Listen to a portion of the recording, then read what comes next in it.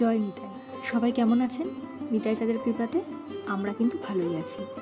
এই যে পাঞ্জাবিটা দেখতে পাচ্ছেন ভিডিওর শুরুতেই, আজকের গল্পটা কিন্তু এই পাঞ্জাবিটা নিয়ে।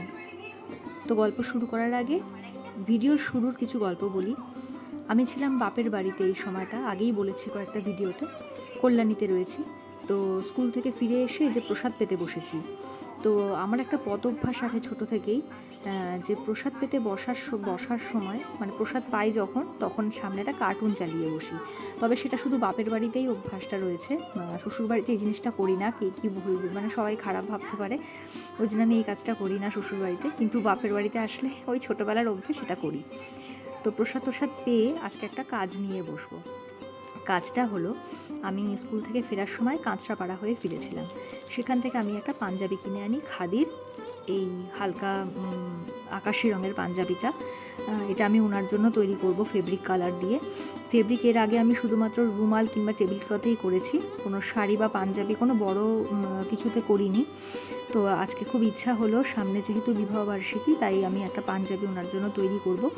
আর যেহেতু উনি পাঠে যান, পাঞ্জাবি ওই হালকা রং হলেই খুব সুবিধা হয়, পরে যেতে পারেন। তো আমি প্রথমে পেন্সিল দিয়ে ওটা এঁকে নিয়েছিলাম। এবার এই যে অল্প অল্প করে তাতে কালার করা শুরু করেছি। তো ভালোই লাগছিল।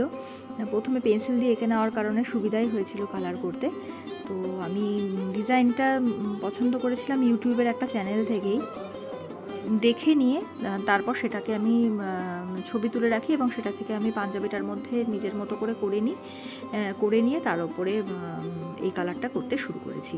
আমার তো ভালোই লাগছে। ভিডিওর শেষে কেমন হয়েছে পাঞ্জাবিটা সেটা জানাবেন অবশ্যই। তো দেখতে থাকুন পাঞ্জাবিতে কেমনভাবে করছি কাজটা।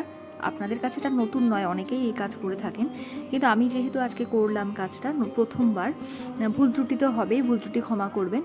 তো কেমন লাগলো জানাবেন, আর চেষ্টা করলাম এটুকুই। দেখতে থাকুন। আমি কিন্তু রঙের মধ্যে কোনো জল বা কিছু মেশাইনি, ডাইরেক্ট রঙটা ওখান থেকে নিয়েই ব্যবহার করছি। জল মেশালে হয়তো জিনিসটা ভালো হয় না, আমি ঠিক জানি না। তো আমি ডাইরেক্ট মনে হলো ব্যবহার করা ঠিক হবে, আমি ডাইরেক্টই ব্যবহার করছি। আমার এটা ব্যাপারে অত অভিজ্ঞতা নেই, জাস্ট করছি আর কি, ভালো লাগে। আচ্ছা, এটা গেল 1 নম্বর কথা। 2 নম্বর কথা, ফেব্রিক সম্পর্কে তো আমার অত আইডিয়া নেই, কী আর বলবো এত বড় ভিডিওটার মধ্যে। তো আমি আমার নিজেরই সম্পর্কে আপনাদের কিছু কথা বলি। প্রথমত, আমি আজ থেকে প্রায় 2017 সালে এই চাকরিটা জয়েন করেছিলাম স্কুলে। তো চাকরিটা জয়েন করার পর আমি কিন্তু এখানে থাকতাম না। আমার চাকরি জীবন সম্পর্কে একটু কথা বলি। তো আমি থাকতাম মালদাতে আমার পোস্টিং ছিল, ভ্যাকেন্সি বেশি ছিল বলে আমি সেখানেই চাকরিটার জন্য অ্যাপ্লাই করি। তো সেখানে চাকরিটা জয়েনও করি এবং সেখানে দীর্ঘদিন 3টে বছর আমি ওখানে ছিলাম।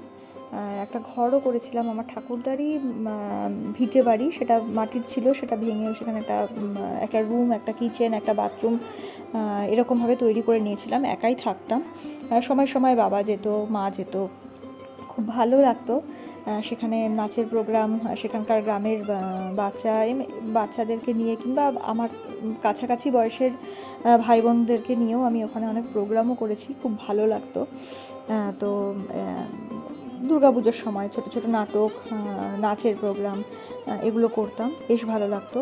তো তারপরে হঠাৎ করেই লকডাউনটা হয়ে যাওয়াতে, 2020 সালে সম্ভবত লকডাউনটা হয়ে যাওয়াতে আমি কল্যাণীতে চলে আসি। তারপরে আর সেখানে ফেরা হয়নি স্কুলে। ওই লকডাউনের মধ্যেই আমাদের একটা জেনারেল ট্রান্সফার দেয়, সেই ট্রান্সফারের পর আমি এই হরিণঘাটাতে চলে আসি। কল্যাণী থেকে হরিণঘাটার দূরত্ব বেশি না, মানে আমার বাপের বাড়ি থেকে এই স্কুলের দূরত্ব ছিল 27 কিলোমিটার। কিন্তু ঘটনাচক্রে, মানে ভগবানের ইচ্ছাতেই এই স্কুলে আসার পরই, স্কুলের দাদাদের প্রচেষ্টায়, ওদেরই ঘটকালিতে বলতে পারো, আমি এই বিবাহ বন্ধনে আবদ্ধ হই, যেখানে আমার এখন বিয়ে হয়েছে। তো বিবাহ বন্ধনে আবদ্ধ হওয়ার পরে এখানেই আমি থাকতে শুরু করি এবং এখান থেকে আমার স্কুলের ডিস্টেন্স মাত্র 15 মিনিটের। আমার খুব অসুবিধা হয় না, স্কুটি চালিয়ে যাই।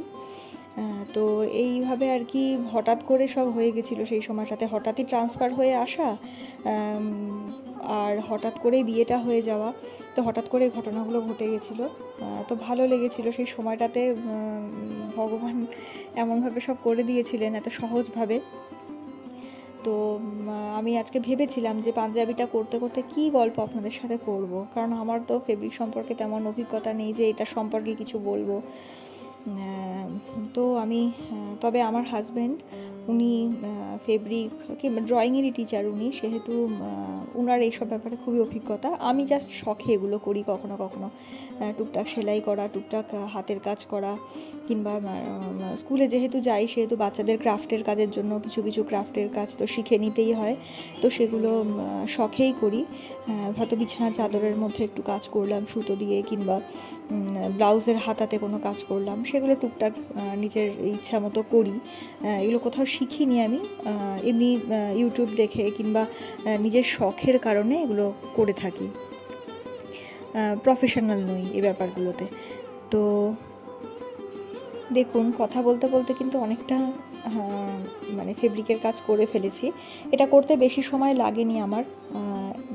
একদিকে একটা সাইডের ডিজাইনটা হচ্ছে গোল মতো অর্ধগোলাকৃতি, আর একটা সাইডের ডিজাইনটা হচ্ছে লম্বা লম্বা দুটো রেখাকে জুড়ে দিয়ে একটা বক্সের মতো করে নিয়েছি, সেটার মধ্যে ডিজাইন রয়েছে।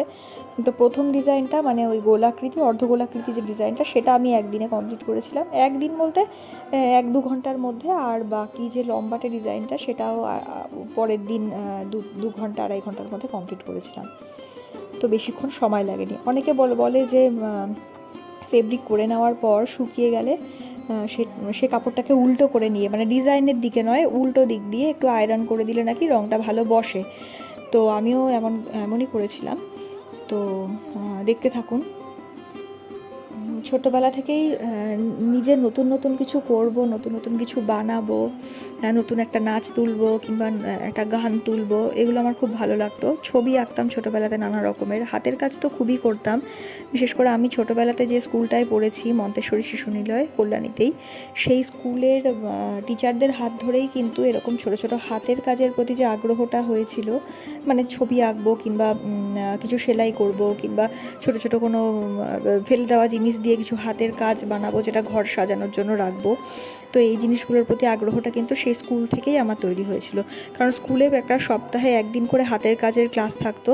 তো গার্জেনকে ডায়েরিতে লিখে দেওয়া হতো যে নেক্সট ডের হাতের কাজের জন্য এই উপকরণগুলো লাগবে, সেগুলো বাবা কিনে প্যাকেট ভরে দিয়ে দিত ব্যাগের মধ্যে করে। সেগুলো নিয়ে যেতাম এবং সেগুলো দিয়ে বিভিন্ন ধরনের জিনিসপত্র স্কুলে শেখানো হতো। সেখান থেকে কিন্তু আমার এই ছোটো ছোটো হাতের কাজ করার কিংবা ছবি আঁকার এই শখগুলো তৈরি হয়েছে।